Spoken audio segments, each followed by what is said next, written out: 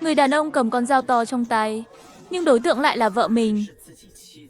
Chuyện là vừa nãy thôi, vợ anh ta đang vui vẻ với người khác, thì bị anh ta bắt gặp. Thế là anh ta cầm dao đuổi theo hai người qua mấy con phố. Chẳng biết đã để lại bao nhiêu vết trên người họ. Cuối cùng nhờ trưởng thôn ra mặt mới dẹp yên được chuyện này. Chúng tôi đã thỏa thuận xong với bên kia rồi. Ngày mai Kiến Bang sẽ cùng người phụ nữ đó lên trấn làm thủ tục ly hôn. Từ nay về sau, Nguyên Bảo sẽ do bên mình nuôi. Tiền sính lễ đòi lại được một nửa thôi. Phần còn lại coi như là tiền công cô ấy sinh con trai cho Kiến Bang vậy. Bà Tạ nhìn số tiền sính lễ được trả lại một nửa, không kìm được mà khóc oa lên. Chúng tôi làm gì có lỗi với cô ta đâu chứ. Hồi đó cô ta đòi 160 đồng sính lễ. 10 dặm 8 nàng chẳng ai đòi được thế. Cô ta mở miệng, chúng tôi chẳng mặc cả mà đưa luôn. Khi về đây, chúng tôi cũng chẳng để cô ta chịu ấm ức gì. Sao cô ta lại làm ra chuyện này chứ? Sau này thằng hai nhà mình sống sao nổi. Còn cả cháu trai đáng thương của tôi nữa. Tạ Kiến Bang nhìn mẹ khóc nức nở. Rồi cả thằng con trai khóc gọi mẹ. Cầm cái tẩu thuốc của bố Tạ, bước ra sân. Ngồi xổm ở cổng, hút từng hơi một chẳng đều. Đúng lúc này, Vương Uyển Ngưng chống một cành cây, khập khiễng bước đến. Thấy Tạ Kiến Bang hút thuốc lào thì ngẩn ra. Anh không phải không hút thuốc lào sao? Sao tự dưng lại hút vậy? Tạ Kiến Bang ngẩng đầu lên, chạm phải đôi mắt trong veo, chẳng vướng bụi trần của Vương Uyển Ngưng. Cảm giác được người khác nhìn mình bình thường thế này thật tuyệt.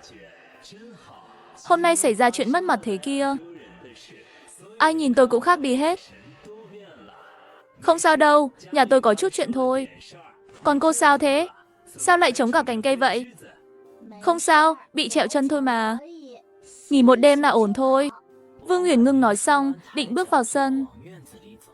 Nhưng mắt cả chân đột nhiên đau nhói, hít một hơi, cô lảo đảo ngã sang bên. Cẩn thận! Tạ Kiến Bang nhanh tay nhanh mắt, đưa tay đỡ lấy cô. Nhìn ổn thế này mà bảo không sao, đi đường cũng không vững nữa kìa. Cánh tay mảnh mai của Vương Uyển Ngưng được một đôi tay mạnh mẽ đỡ lấy, như cột trụ vững chắc, khiến cô vô thức muốn dựa vào. Nhưng Tạ Kiến Bang lại chẳng có ý buông ra chút nào. Miệng còn không ngừng nói. Để tôi đỡ cô vào nhé, để chị dâu tôi xem cho cô một chút. Đừng xem nhẹ chuyện này. Mấy hôm trước chị dâu tôi tiếp một cô bị trẹo chân. Không chữa kỹ, kết quả sao nổi. Cô đoán xem chữa kiểu gì? Đập gãy xương ra nối lại đó. Đau đến mức cô ấy kêu la như heo bị chọc tiết luôn. Vương Uyển Ngưng sợ đến trắng bệch mặt, lập tức không dám dậy nữa. Thấy Tạ Kiến Bang đỡ Vương Uyển Ngưng về, bà Tạ không khỏi ngẩn ra. Chị dâu, Vương Uyển Ngưng bị trẹo chân, nhờ chị xem giúp cô ấy nhé. Nghe Tạ Kiến Bang nói vậy, Cố Nam Chi mới hoàn hồn, vội vàng chạy lấy cái ghế đến. Nhìn Tạ Kiến Bang cẩn thận đỡ Vương Uyển Ngưng ngồi xuống, Cố Nam Chi không kìm được mà nghĩ ngợi lung tung. Nếu Tạ Kiến Bang với Vương Uyển Ngưng mà thành đôi, cũng chẳng phải chuyện gì xấu đâu nhỉ. Như vậy Vương Uyển Ngưng sẽ không bị Trần Đại Trí làm hại, bị ép cả vào nhà họ Trần, số phận một xác hai mạng cũng sẽ được thay đổi. Còn Tạ Kiến Bang cũng không phải lấy một bà mẹ kế ngược đãi Tạ Nguyên Bảo nữa. Nghĩ vậy, Cố Nam Chi bắt đầu xem chân cho Vương Uyển Ngưng, vừa làm vừa dặn dò. Mấy ngày này cô đừng đi làm nhé, xin nghỉ ở nhà vài ngày đi. Tôi về sẽ xin nghỉ ngay. Xong rồi, đã nắn lại ổn rồi đó. Cảm ơn chị nhiều nha. Bao nhiêu tiền để tôi trả chị? Không cần đâu, hàng xóm láng giềng mà đòi tiền gì chứ. Sau này có gì cần cứ đến tìm tôi nhé. Nhị đậy, để đỡ Vương Uyển Ngưng về giúp chị nhé.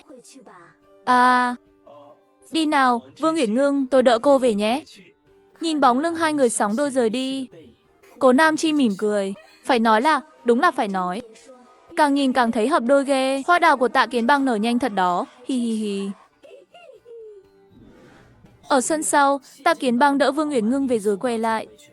Nhưng anh lại bị Từ Hương Lâm nhìn theo. Nhìn bóng lưng anh, cô ta không kìm được mà bĩu môi. Sao lại là anh ta đưa cô về vậy?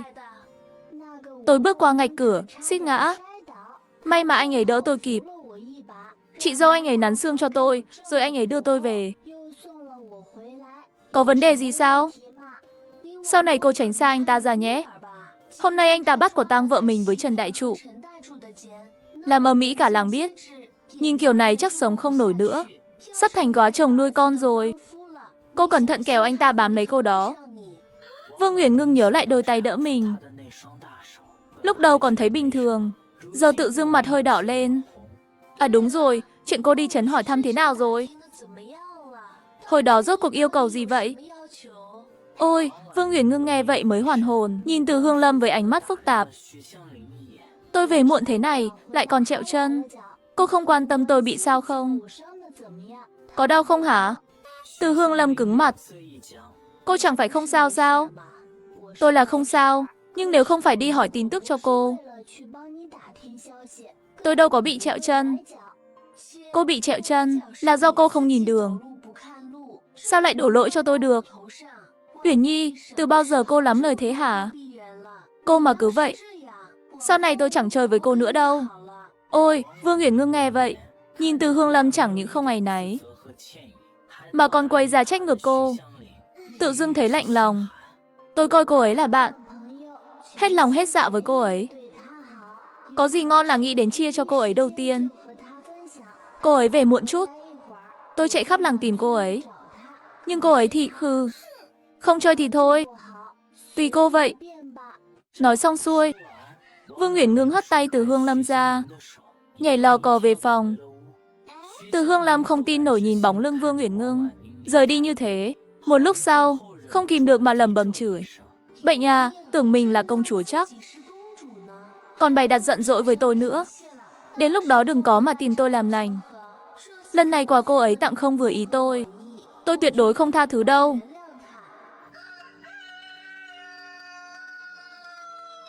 Sáng hôm sau, Từ Hương Lâm đi lên trấn hỏi chuyện làm bác sĩ làng. Vương Uyển Ngưng đành nhờ Triệu Kiệt xin nghỉ dùm. Triệu Kiệt, cậu giúp tôi xin nghỉ nhé, tôi bị trẹo chân. Ở nhà nghỉ vài ngày. Gì cơ? Từ Hương Lâm xin nghỉ đi trấn rồi. Cậu cũng xin nghỉ. Thế tôi biết làm sao? Triệu Kiệt nghe Vương Uyển Ngưng cũng xin nghỉ, mặt mày thảm như đưa đám. Ôi trời, vì Vương Bình Thừa hẹn cậu ấy hôm nay gặp ở núi sau. Cậu cũng định chia tay với tuổi trẻ đã qua luôn. Nhưng cả ba cô thanh niên trí thức xin nghỉ cùng lúc. Em là cán bộ làng sẽ có ý kiến đó. Cậu sao vậy? Cậu cũng muốn xin nghỉ hả? Chẳng lẽ cậu định đi gặp Vương Bình Thừa sao? Triệu Kiệt, nghe tôi đi. Tránh xa anh ta ra. Anh ta chẳng phải người tốt gì đâu. Mà anh ta cũng có vợ rồi nữa. Tôi biết anh ta có vợ rồi mà. Tôi định đi nói lời tạm biệt với tuổi trẻ đây thôi.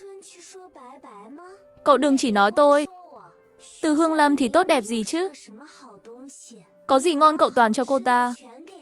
Chẳng thèm nghĩ đến tôi chút nào. Cậu bớt lo chuyện tôi đi. Nói xong, Triệu Kiệt quay người bỏ đi. Xin nghỉ rồi lên núi. Nhưng chẳng bao lâu sau, cậu ấy quần áo xộc xạch, khóc lóc chạy xuống từ núi, để lại Vương Bình Thừa ngơ ngác nằm trong bụi cây. Tiêu hóa sự thật là mình chẳng được nữa. Ngay cả lúc anh ta bị trói lại và lôi đi, anh ta vẫn còn ngẩn ngơ chẳng hiểu gì. Các người làm gì vậy? Các người làm gì thế này? Anh bảo làm gì? Anh làm chuyện tốt gì mà trong lòng không biết sao nổi. Dám có ý đồ xấu với Triệu Kiệt. Vương Bình Thừa, anh là người có học. Thế này là biết luật mà còn phạm luật. Tôi còn nặng hơn nữa đó. Nói xong chẳng dài dòng, họ dẫn người xuống núi luôn. Nghe được tin này, gia đình nhà cô ấy xông đến chỗ Vương Bình Thừa, thẳng tay dạy dỗ, ra sức trừng trị anh ta, đồ tệ bạc. Cưới con gái tôi rồi còn lằng nhằng với người khác. Để xem tôi xử anh thế nào. Anh dám lén lút với Triệu Kiệt. Cô gái chẳng ra gì đó hả? Tôi liều mạng với anh luôn. Lời mắng chửi không ngừng khiến Triệu Kiệt nổi đó. Ai không ra gì hả? Các người bảo tôi nhìn người không rõ sao nổi. Tôi dám yêu dám ghét đây này. Hồi trước tôi mù mắt, lại đi thích cái tên tệ bạc Vương Bình Thừa đó. Suýt nữa bị anh ta hại, là tôi đáng đời. Nhưng các người bảo tôi lằng nhằng với tên tệ bạc đó. Tôi không chấp nhận đâu. Cái thứ nhỏ xíu như đầu kim còn đòi làm chuyện quá đáng với tôi. Thật là ghê tởm chết đi được. Cô nói bậy bạ gì thế? Cô là người có học. Người có học thì không được nói thật sao? Vương Bình Thừa cái tên đó, xông tới là cởi ngay quần mình ra, xé áo tôi luôn. Tôi thấy rõ ràng lắm. Cái thứ nhỏ xíu như đầu kim của anh ta.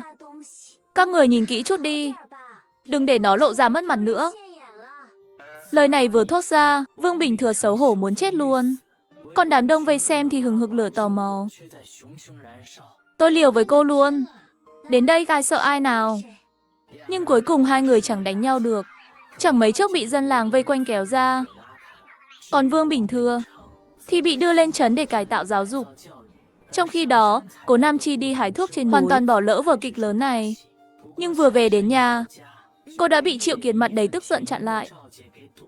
Cố Nam Chi, may mà cậu không dây vào tên tệ bạc Vương Bình Thừa đó. Cậu không biết hôm nay xảy ra chuyện gì đâu. Tôi suýt bị tên tệ bạc đó làm cho phát ói luôn. Cố Nam Chi ngơ ngác, nhìn Triệu Kiệt đang lên thuyền trước mặt. Vở kịch bị bỏ lỡ được bù đắp hoàn hảo thế này. Nên thương cậu ấy sao nổi? Hay là nên mừng đây? Dĩ nhiên là thương tôi chứ. Tuổi trẻ của tôi đã mất rồi. Mất một cách quá thê thảm luôn. Cảm giác chẳng thể yêu thêm lần nữa. Ôi, đừng nản lòng quá. Người tiếp theo sẽ tốt hơn mà. Cố lên nhé, tôi về phòng đây. Về đến phòng rồi. Cố Nam Chi không kìm được mà cười phá lên. Không được, buồn cười chết mất thôi. Cái thứ nhỏ xíu như đầu kim. Triệu Kiệt miêu tả sinh động quá trời luôn. Mê mâng, chuyện gì vui thế nhỉ? Nhìn chị dâu cười nghiêng ngả kìa. Tạ Như Vân vừa đến, bưng cơm chưa đã hầm nóng ra. Thấy cô cười ngặt nghẽo thì hỏi. Không kìm được mà hỏi. Cười chết tôi mất, là chuyện Vương Bình Thừa đó.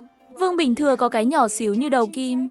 Cố Nam Chi vừa nói, vừa ra dấu tay nhỏ xíu như đầu kim. Tạ Như Vân nghe vậy ngẩn ra, nghĩ đến chuyện xảy ra lúc trưa. Liền chen đến ngồi cạnh Cố Nam Chi. Chị dâu, nhường chỗ chút, cùng cười cho vui nào. Ha ha, nhưng chẳng mấy chốc họ cười không nổi nữa. Vì Tạ Kiến Bang từ trấn về rồi. Người ta vừa bị tổn thương, vừa ly hôn xong. Là người nhà, cười vui vẻ quá thì không ổn lắm. Nhị đệ về rồi à? Việc xong xuôi chưa? Xong rồi chị dâu ạ. Xong rồi hả chị dâu? Nhị ca, anh chưa ăn gì đúng không? Em có để cơm trên bếp cho anh. Để em đi hâm lại ngay đây. Đừng hâm, anh không muốn ăn. Tạ Như Vân nghe vậy đứng sững tại chỗ. Quay lại nhìn nhị ca nhà mình, mặt đầy lo lắng. Người là sắt, cơm là thép. Không ăn một bữa là đói lắm đó. Dù chuyện lớn đến đâu, không ăn cơm là không được đâu. Kệ anh ấy đi Như Vân, em đi hâm cơm đi. Trời nóng thế này, cơm để nửa buổi là hỏng mất. Lãng phí lương thực là không tốt đâu. Dạ, nghe chị dâu dặn vậy.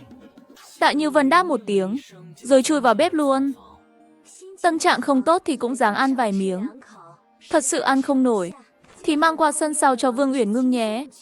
Cô ấy bị trẹo chân, đi lại bất tiện, vừa hay cần người chăm sóc đó.